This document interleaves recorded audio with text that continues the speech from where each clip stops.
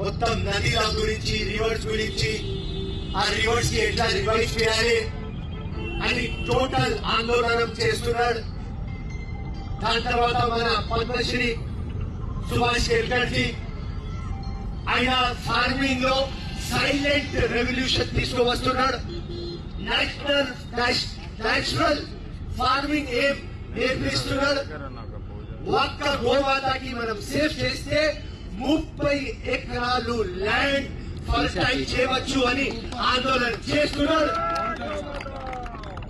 అట్లాంటి లిస్ట్ లో అక్కడ సద్గురు, అక్కడ సుభాష్ కేల్కర్జీ, ఇక్కడ బాలకృష్ణ గారు. వీళ్ళ కరేజ్ కి, వీళ్ళ ఓపికకి మనం మెచ్చుకోవాలి. దీని మీద ప్రాపర్ అవగాహన తీసుకురావాలి.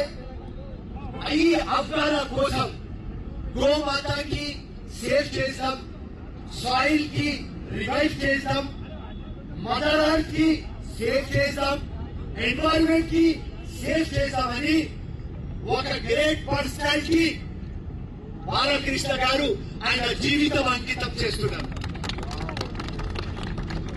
ఎంత కష్టం. నేను కూడా రాజకీయంలో ఉన్నా. ఒక రోజు, 4 రోజులు, 5 రోజులు పాదయాత్ర చేయమంటే చేస్తాం.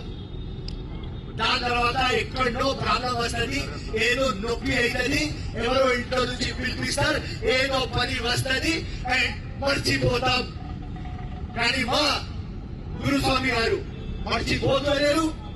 ఒక మంచి సబ్జెక్ట్ ఈ ముందుకి తీసుకోబోతున్నారు. నేను అందరికీ రిక్వెస్ట్ చేస్తున్నా, అవగాహన తీసుకోండి. దీనిలో హిందూ, ముస్లిం, క్రిస్టియన్ అని పక్క పెట్టేయండి. ఇది మన గోమాత, దీనికి ప్రొటెక్ట్ చేయాలి, మనమందరి బాధ్యత. ఈ అవకాశం మీరు ఇచ్చినారు. ఎంత ప్రేమ అభిమానంతో మీరు అందరు పిలిపిస్తారు. దానికోసం బాలకృష్ణ గారు అండ్ వాళ్ళ total team thank you so much.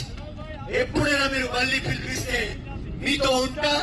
And మళ్ళీ పోతా పోతా వార్నింగ్ ఇస్తున్నా, ఏదైనా జంతువుకి చూసుకోరా బాయ్, గోమాత దగ్గర రావద్దు. గోమాత దగ్గర వస్తే పరేషాన్ అయిపోతారు. కేసులు పెట్టాం, జైలుకి పంపిస్తాం, శిక్షలు అవుతాయి, నువ్వు ప్రాబ్లంలో పడతావా. సో ఇవాళ నుంచి అఫ్జల్ గంజ్ గడ్డ నుంచి చెప్తున్నా, ఫిరోజ్ ఖాన్ మెహర్బానీ చేసుకొని గోమాతకి చూడకండి. చూస్తే కళ్ళు కింద పెట్టి అమ్మలాగా చూడండి. జై హింద్, జై కాంగ్రెస్. ధన్యవాद, शुक्रिया.